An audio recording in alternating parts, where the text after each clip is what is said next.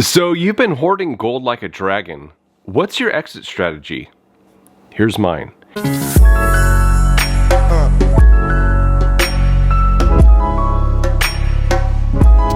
Hey everyone, welcome to Campbell's Coins. I had a viewer tell me that I only talk about gold in terms of shtf. And I don't want this viewer to think I'm going after them because that is definitely not the case. If anything, I must not have done a good enough job through my videos to establish my point regarding my exit strategy with gold. Or maybe he just didn't see my videos where I was explaining these positions. In order to understand my exit strategy better, we have to look at the different types of gold. For me, there are three types: fractional, bullion, and pre-33. I have those laid out here in front of you. I understand the fractional and bullion is the exact same thing, but fractional is smaller sizes, and for this discussion, I'm making it a point to keep it separate. You'll see my reasoning in a bit. So for me, there are three types of gold: fractional, bullion, and pre-33. Pre-33 is synonymous with collectible, so if you prefer collectible bullion over pre-33, you do you, boo. Let me also state, there is no right way or wrong way. You do what you like because that's all that matters. This is my way. If you like it, feel free to emulate. One of the biggest misconceptions regarding stacking is shtf. And for those who are unaware of this acronym, it's poopy hitting the fan. A lot of people are stacking for this extremely unlikely scenario. In a previous video that I'll tag down in the comments, I've mentioned the different levels of collapse. You can have an economic collapse, but it doesn't have to be shtf. Think economic collapse in 2008. A collapse can continually devolve, eventually arriving at shtf, but it's not likely. The point of me bringing this up is, in an shtf scenario, reason and logic have left the building. Reason will prevail! Oh, yeah. We decided also that we would say reason will prevail every time someone Reason will prevail! You don't have to say it right now because I'm just explaining to Frank that reason will prevail. Reason will prevail! In these situations, most people are not reasonable. There is chaos, death, etc. You will not want to use gold or any precious metals in an shtf scenario because you will be targeted. An economic collapse is not an shtf scenario. And an economic collapse, crash, depression, recession, decline, again, insert your favorite term here. Society has not collapsed, but the economy has. When the economy crashes, prices on things fall too. For me, to dump gold in this scenario, gold would have to make some pretty massive gains, or assets would have to drop dramatically in price or value. If gold goes up, I'm trading my bullion for land and potential businesses. People often mention, well, what if gold is made illegal again and you can't sell it without taking a massive tax penalty? Fine, I won't sell. I'll find like-minded individuals who see gold's value and want to trade it for their assets that I'm looking for. If I have to sell for whatever currency we're using at that time, and it's not illegal to sell, I'll do that to acquire these assets. I'm looking at cash flow properties and assets. But again, gold would have to make some massive gains or prices would have to fall greatly for me to do these actions. This is because I value gold and what gold offers me more than most things. Recently, I've been looking at the Ford Bronco and Toyota Tacoma for some off-roading. And I checked their value in relation to gold. The Tacoma would cost me roughly 23 ounces of gold. The Bronco would be about 35 ounces. Do I value these vehicles more than 25 to 35 ounces of gold? Not really. Plus, now is not the time to buy. I expect the auto market to take a dump in fall 2023, and that might be the time to jump in when those assets come down in price. I don't think the Toyotas would fall much, but the Bronco would definitely fall in price. Those have a very inflated value. Another group that I will be looking at is risk assets. Risk assets like stocks and Bitcoin will plummet in a crash. And when this happens, it's a good time to swoop in. I did this in 2009 when all the major companies fell in price. I scooped them up for pretty cheap. Those were Google, Amazon, and Apple, your mainstay companies basically. And I'll put a portion into these companies because they will rebound eventually. A good company can collapse in price, and that doesn't make it a bad company. It just means that everyone is dumping that asset or those assets to get cash. I will also be looking into more speculative investments like junior mining stocks and energy companies. Although, I'll probably use the currency being circulated at this time for these speculative purchases.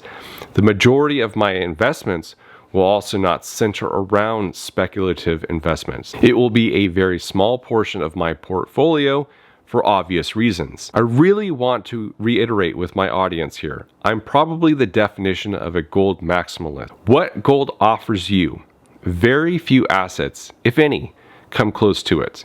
I'm holding on to gold until those assets become more appealing than gold. I'll be trading, selling, whatever you want to call it, my bullion first for these things. Pre-33 is generational, and I will not be selling these. These will be passed down to future generations. The only time I'd sell or trade these is to upgrade to better coins. Fractional gold will be the last of the bullion that I would move. The reason for this is fractional gold will be extremely liquid in pretty much any environment. If the price of gold shoots up to moonshot levels, fractional gold will still be a viable option for a lot of people. And how do I determine what I should jump into? Well, I'm looking at where things are going. Like it or not, there has been a huge green energy push. California is stupidly pushing for an all-electric state. The United States as a whole is doing the same thing under the guise of renewable green energy, but it's not the same speed as California. Companies like Toyota are not following this electric trend, but looking to hydrogen. Europe isn't going full electric because they understand the downsides of being all in on one resource for your power. But the leaders of these countries are also pushing for green energy. They have nuclear, wind, and solar, but they're also looking into two other interesting sources: hydrogen and natural gas. It's these politically driven trends I look at to see what to invest in when prices fall. And one of these assets is natural gas, and that brings us to the sponsor of this video.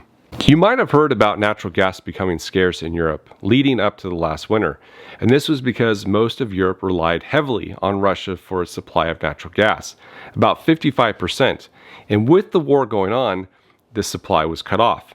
Thankfully, for many Europeans, it was an unusually warm winter. But they didn't know that this was going to happen. They were able to fill their natural gas tanks before the pipelines were cut off and rationed gas. Who's to say that they will be that lucky next winter?